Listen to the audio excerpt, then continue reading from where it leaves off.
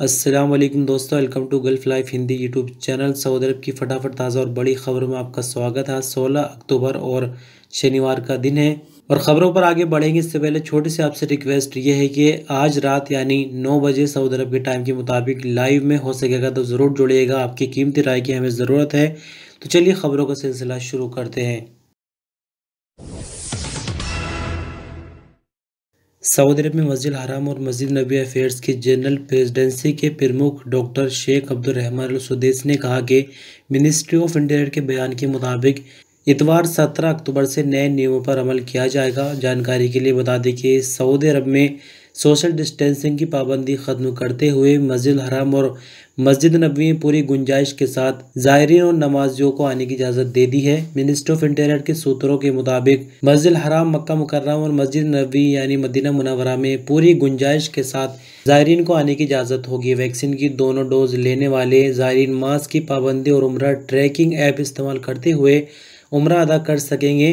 वर्करों को भी मास्क की पाबंदी करना होगी। सऊदी प्रेस एजेंसी के मुताबिक डॉक्टर अल सुदैस ने कहा कि हरमैन मैनेजमेंट इस हवाले से पूरी तैयारियां कर चुकी है और उम्रा पर आने वाले जबकि नमाजियों के लिए पूरी गुंजाइश के साथ स्वागत करने के लिए तैयार है। उन्होंने आगे कहा कि हरमैन शरीफेन की मैनेजमेंट और उसके सभी स्टाफ नए नियमों के तहत ज़ायरीन की पूरी तरह से खिदमत करेंगे। सऊदी अरब में इतवार 17 अक्टूबर से कोरोना एसओपीज़ में नरमी का ऐलान किया गया है, जिसके तहत भीड़ भाड़ वाले प्रोग्रामों में फुल कैपेसिटी की इजाज़त दी जाएगी। साथ ही कोरोना वैक्सीन की दोनों डोज लेने वालों के लिए मास्क पहनने की भी कुछ पाबंदियां खत्म होंगी।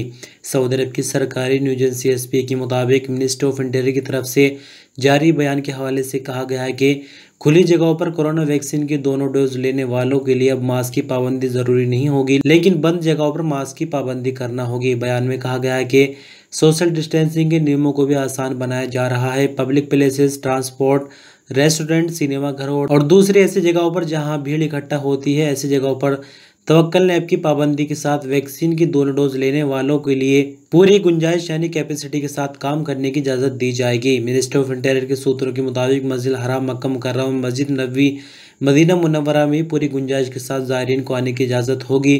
शादी हॉलों में होने वाले प्रोग्रामों में अब कोई तादाद की पाबंदी नहीं होगी, लेकिन इनमें शामिल होने वाले लोगों को मास्क के साथ साथ बाकी एसओपीज़ की पाबंदी करना होगी। सूत्रों के मुताबिक सऊदी अरब में कोरोना वैक्सीनेशन की कामयाब मुहिम, कोरोना से प्रभावित लोगों की घटती हुई तादाद और मिनिस्ट्री ऑफ हेल्थ की सिफारिश की रोशनी में कोरोना एसओपीज़ में नरमी की मंजूरी दी गई है। अरब ज्वाइंट फोर्स ने जाजान को ड्रोन से निशाना बनाने की हूसी कोशिश को एक बार फिर से नाकाम बना दिया है। हूसी मलेशिया ने बारूदी ड्रोन दागकर जाजान के रिहायशी आबादी यानी रेजिडेंशियल एरिया को निशाना बनाने की कोशिश की थी। रडार पर जैसे ही सूचना मिलती है, सऊदी फौज ने जवाबी कार्रवाई करते हुए हूसी ड्रोन को हवा में ही नाकाम बना दिया। अरब ज्वाइंट फोर्स का कहना है कि हूसी सऊदी अरब के सिविलियंस को निशाना बनाने की लगातार कोशिश कर रहे हैं, जो कि इंटरनेशनल कानून का सरासर वायलेशन है। सऊदी अरब के हेल्थ मिनिस्टर डॉक्टर तौफीक अल रबिया ने कहा कि दुनिया के बहुत से देशों के मुकाबले में सऊदी अरब में हेल्थ का स्टेटस काफ़ी ठीक है। अखबार 24 के मुताबिक हेल्थ मिनिस्टर ने सऊदी शहरी और अजनबियों से कहा कि वो कोरोना से बचाव के लिए एसओपीज़ की पाबंदी अभी भी जारी रखें। हेल्थ मिनिस्टर ने अपने ट्विटर अकाउंट पर आगे कहा कि अल्लाह का शुक्र है कि दुनिया के बहुत से देशों के मुकाबले में हमारे यहाँ हेल्थ स्टेटस काफ़ी संतुष्ट करने वाला है। उन्होंने आगे कहा कि सभी लोग एहतियात से काम लें और एसओपीज़ की पाबंदी अभी भी जारी रखें, तभी हम कोरोना से निपटने में पूरी तरह से कामयाब रहेंगे। हेल्थ मिनिस्टर का आगे कहना था कि किंग सलमान बिन अब्दुल अजीज़ और क्राउन प्रिंस मोहम्मद बिन सलमान के हम शुक्रगुजार हैं, जिन्होंने इस संकट से निपटने के लिए हमारी भरपूर मदद की है। पूरी टीम की अथक मेहनत के कारण आज हम ये कामयाबी हासिल कर चुके हैं। डॉक्टर तौफीक अल रबिया ने आगे कहा कि एसओपीज़ में नरमी का फैसला हेल्थ स्टेटस के जायज़ों के बाद लिया गया है। सऊदी अरब में आज शाम ही आई कोविड-19 की नई रिपोर्ट के मुताबिक नए मामले 45 रिकॉर्ड पर आए, जबकि नई रिकवरी 41 और मरने वालों की नई तादाद 2 रिकॉर्ड की गई है और टोटल एक्टिव मामलों से क्रिटिकल मामलों की तादाद 110 रह गई है, जो कि हालत नाजुक होने की वजह से आईसीयू में है इलाज के लिए। तो 45 नए मामले रिकॉर्ड पर आने के बाद सऊदी अरब में कुल मामले अब तक 5,47,890 हो जाते हैं। 41 नई रिकवरी के बाद कुल रिकवरी 5,36,900, जबकि 2 नई मौत के बाद 8,758 कुल मरने वालों की तादाद हो जाती है। सऊदी अरब में बीते हफ्ते के दौरान गैर कानूनी तौर पर रहने वाले 16,550 अजनबियों को गिरफ्तार किया गया। सऊदी प्रेस एजेंसी के मुताबिक ये आंकड़े 7 अक्टूबर से 13 अक्टूबर तक के हैं। इकामा और लेबर लॉ के वायलेशन को करने वालों को पकड़ने के लिए चलाई गई मुहिम के तहत ये गिरफ्तारियां हुई है। ज्वाइंट कमेटी की वीकली प्रेस रिलीज में कहा गया है कि गिरफ्तार लोगों में से 7,318 इकामा लॉ को वायलेट कर रहे थे। इसी तरह 7,190 लोग लेबर लॉ को वायलेट कर रहे थे, जबकि 2,042 लोग सरहदें पार करके सऊदी अरब में घुसे थे। कमेटी का आगे कहना है कि इसी तरह से 107 ऐसे लोगों को भी गिरफ्तार किया गया है जो गैर कानूनी तौर पर रहने वाले अजनबियों की मदद करते हुए पाए गए हैं। सऊदी अरब पर हूथियों की तरफ से लगातार हमले होते रहते हैं। इस न्यूज़ बुलेटिन में भी आप एक खबर ऐसी सुन चुके हैं, लेकिन अभी देखिए कि जवाबी कार्रवाई में सऊदी अरब की तरफ से भी हूथियों के ठिकानों पर हमले किए गए हैं। दरअसल आपको बता दें कि यमन की कमिश्नरी अल-अब्दिया और उसके आसपास के इलाकों में हूथियों के यूनिट को निशाना बनाते हुए 40 कार्रवाइयाँ की गई है।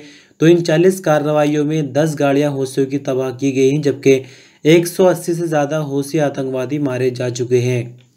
यहाँ पर एक चीज़ आपको और क्लियर कर दे कि जिस तरह से जवाबी कार्रवाइयाँ सऊदी अरब की या फिर अरब ज्वाइंट फोर्स की तरफ से की गई है, अरब ज्वाइंट फोर्स का अक्सर आपने नाम सुना होगा, तो थोड़ा सा आपको समझा दे कि अरब ज्वाइंट फोर्स का मतलब ये हुआ कि इसमें कई अरब देशों की फोर्स इसके अंदर शामिल है, यानी यूनाइटेड अरब अमीरात, सऊदी अरब और भी दूसरे देश इसके अंदर शामिल है। तो सभी ने थोड़ी थोड़ी अपनी फौज देकर एक नई यूनिट बनाई है जो कि यमन के लिए खास तौर पर काम करते हैं। तो अरब ज्वाइंट फोर्स के द्वारा जो कार्रवाई यानी जवाबी कार्रवाई की गई है, इसमें खास तौर पर यह ख्याल किया जाता है कि जो आम शहरी या फिर बच्चे हैं उन पर किसी तरह के कोई जुल्म ना हो। सऊदी टैक्स और कस्टम अथॉरिटी ने रियाद और जद्दा में कोकीन स्मगलिंग की 2 कार्रवाइयों को नाकाम बनाते हुए स्मगलर्स को गिरफ्तार कर लिया है। मुलजिमों से कुल 1.5 किलोग्राम कोकीन बरामद हुई है। सबक न्यूज़ के मुताबिक कस्टम और टैक्स अथॉरिटी के हवाले से कहा गया है कि ड्रग स्मगलिंग की 2 अलग अलग कार्रवाइयों में कस्टम अधिकारियों ने कोकीन स्मगलिंग की कोशिश को नाकाम बना दिया है। अथॉरिटी की तरफ से मिली जानकारी में कहा गया है कि रियाद के किंग खालिद इंटरनेशनल एयरपोर्ट पर तैनात कस्टम अधिकारियों ने एक पैसेंजर को रोका जिस पर शक था कि वो ड्रग स्मगलिंग में शामिल हो सकता है। पैसेंजर्स की तलाशी लेने पर उससे कुछ भी बरामद नहीं हो सका, जिस पर अधिकारियों ने पैसेंजर्स की ज़्यादा जानकारी के लिए एक्सरे मशीन से गुजारा, जिसके बाद पता चला कि इस पैसेंजर के पेट से कोकीन के 91 कैप्सूल बरामद हुए हैं, जिनमें 588 ग्राम कोकीन भरी हुई थी। स्मगलिंग की दूसरी कार्रवाई को जद्दा की बंदरगाह पर नाकाम बनाया गया, जिसमें समुद्री जहाज से आने वाले एक पैसेंजर के पेट से बरामद होने वाले कैप्सूलों से 658 ग्राम कोकीन बरामद हुई है। कस्टम अधिकारियों ने मुलजिमों को सऊदी नारकोटिक्स विभाग के हवाले कर दिया है, जहां इनके खिलाफ मुकदमा दर्ज करके इन्हें फौजदारी की अदालत में पेश किया जाएगा। तो अंत में बात करेंगे थोड़ी सी मौसम को लेकर। मक्का मुकर्रमा, मदीना मुनव्वरा और ईस्ट रीजन में आज सुबह ठंड छाई रही, जबकि ईस्टर्न रीजन में बारिश की उम्मीद है। सबक वेबसाइट के मुताबिक मौसम विभाग ने कहा कि इन इलाकों में धुंध का यही हाल इतवार यानी कल को भी रहेगा। मौसम विभाग ने आगे कहा कि मक्का मुकर्रमा रीजन के जद्दा, शाइबा, अल्लेज, सोल और राबिग में फजर के बाद से लेकर सुबह 8 बजे तक धुंध छाई रही। यही हाल मदीना मुनव्वरा रीजन के अलरेस और यम्बू में थी, जबकि ईस्ट रीजन में बथा, शेबो और सलवा भी धुंध की लपेट में थे। मौसम विभाग का आगे कहना है कि कल यानी इतवार की सुबह भी धुंध की स्थिति कुछ ऐसी ही बनी रहेगी, जिससे विजिबिलिटी काफ़ी हद तक प्रभावित होगी, यानी धुंध की वजह से आसानी से ज़्यादा दूर तक नहीं देखा जा सकेगा। तो दोस्तों, इस तरह से खबरों का सिलसिला यहीं ख़त्म हो जाता है। और जैसे कि वीडियो के शुरू में भी आपसे कहा था, तो इंशाल्लाह 9 बजे ज़रूर जुड़िएगा और आपकी कीमती राय की हमें ज़रूरत है। तो 9 बजे लाइव होगा, थोड़ी ही टाइम के लिए होगा, तकरीबन मानकर चलिए कि 15-20 मिनट या फिर मैक्स आधा घंटा।